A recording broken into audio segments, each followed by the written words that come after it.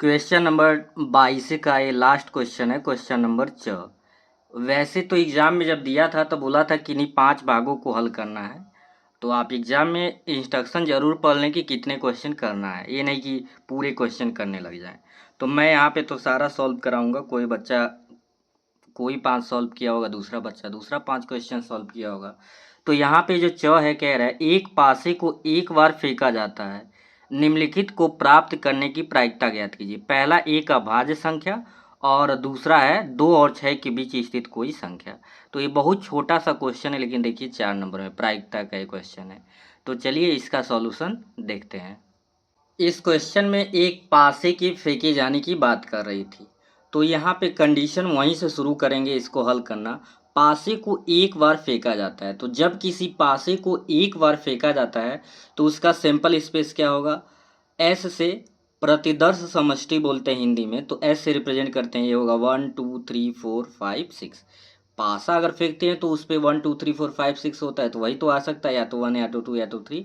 यहाँ पे कॉमा का मतलब या होता है, ठीक है। तो 1 2 3 4 5 6 आ सकता है, इसका सिंपल स्पेस हो गया। किसी भी पासे को एक बार फेंकेंगे तो पहला ये कह रहा है कि अभाज्य संख्या प्राप्त करने की प्रायिकता। तो एक अभाज्य संख्या मान लेते हैं, अभाज्य संख्या प्राप्त करने को ए से रिप्रेजेंट कर रहे हैं।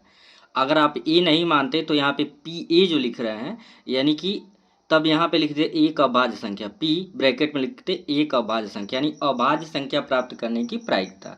तो यहाँ पे मैंने इसको ए मान लिया, एक अभाज्य संख्या। तो ये बताइए 1 से 6 के बीच में अभाज्य संख्या क्या है? तो अभाज्य संख्या 1 से बड़ी वे संख्याएं होती हैं जो स्वयं से कटे और 1 से कटे। तो यहाँ पे 2 3 और 5 अभाज्य है। अब निकालेंगे पी ए, यानी कि अभाज्य संख्या आने की प्रायिकता। तो क्या होता है फॉर्मूला?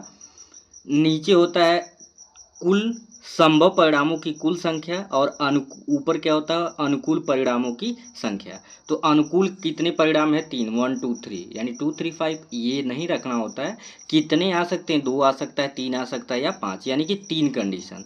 तो 3 हो गया। टोटल कितने कंडीशन है? 6, तो 6 3/6।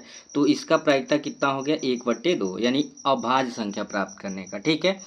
दूसरा कह रहा है 2 और 6 के बीच स्थित संख्या। तो 2 और 6 के बीच स्थित संख्या की बात करें, मान लेते हैं कि 2 और 6 के बीच स्थित जो संख्या है वो बी से रिप्रेजेंट करते हैं। तो 3 4 5, 2 और 6 के बीच क्या है? 3 4 5। तो टोटल ये भी कितना है? 3। तो अनुकूल परिणामों की संख्या ऊपर होता है, संभव परिणामों की संख्या नीचे, यानी मैक्सिमम 6 कंडीशन है, और जो ये बोला है 2 से 6 के बीच में 3 कंडीशन है। तो 3/6 ये भी आपका क्या आ जाएगा? 1/2। तो आई होप ये भी क्वेश्चन आपको समझ आ गया होगा। फिर मिलते हैं ऐसे ही एक नए वीडियो में, तब तक के लिए थैंक यू।